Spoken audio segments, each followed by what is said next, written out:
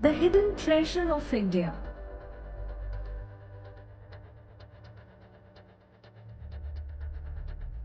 Ayurveda. Ayurveda म्हणजे हे आयुष्याचं सायन्स आहे. लाईफ ऑफ सायन्स असं याला म्हटलेलं आहे.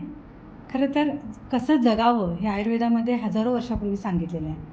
पण आता लाईफस्टाईल डिसऑर्डर खूप आलेले आहेत आणि खरं तर आता आयुर्वेद सगळ्यांनी शिकावं असंच एक स्थिती निर्माण झालेली आहे. कारण आयुर्वेदामध्ये दिनचर्या आणि ऋतुचर्या खूप व्यवस्थितपणे सांगितलेल्या आहेत. आयुर्वेद म्हणजे काय हे तुम्हाला बऱ्यापैकी सगळ्यांना माहिती असेल, पण त्याचा खरा अर्थ फार कमी लोकांना माहिती आहे. आयुष्य हा वेद हा आयुर्वेद म्हणजे आयुष्य जगण्याचं शास्त्र म्हणजे आयुर्वेद.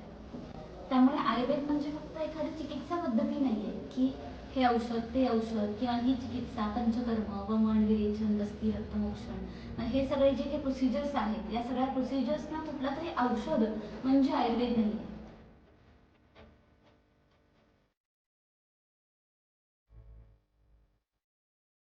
आत्ताच्या युगामध्ये आता आपल्याला कोविडच्या वेवमध्ये तुम्हाला सगळ्यांना किंवा आपल्या सगळ्यांनाच एक आयुर्वेदाचे उपयोग समजले. पण सगळ्यात महत्त्वाची गोष्ट म्हणजे एक चॅलेंज आपल्यासमोर उभं राहिलं आहे.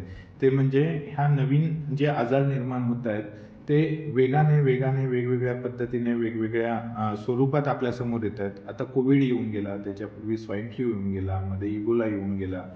वेगवेगळ्या स्वरूपाचं येत आहे आणि हा आजार आल्यानंतर आपण सध्या प्रयत्न करतोय की त्याच्याविषयी औषध शोधावं. आपण म्हणतो सर्जरी आता मॉडर्न मेडिसिन आहे किंवा मॉडर्न शास्त्र आहे. सर्जरी करण्यासाठी तुम्हाला MBBS झाल्यानंतर MS करायला पाहिजे, पुढे अजून काहीतरी त्याच्यामध्ये करायला पाहिजे. पण फादर ऑफ सर्जरी कोण आहेत तर सुश्रुत, जे की आयुर्वेदिक शास्त्राचे एक प्रमुख ग्रंथकार किंवा प्रमुख चिकित्सक असं मानलं जातं. तर तुम्ही गुगलवरती सर्च करून पाहिलात तर father of surgery is Sushrut.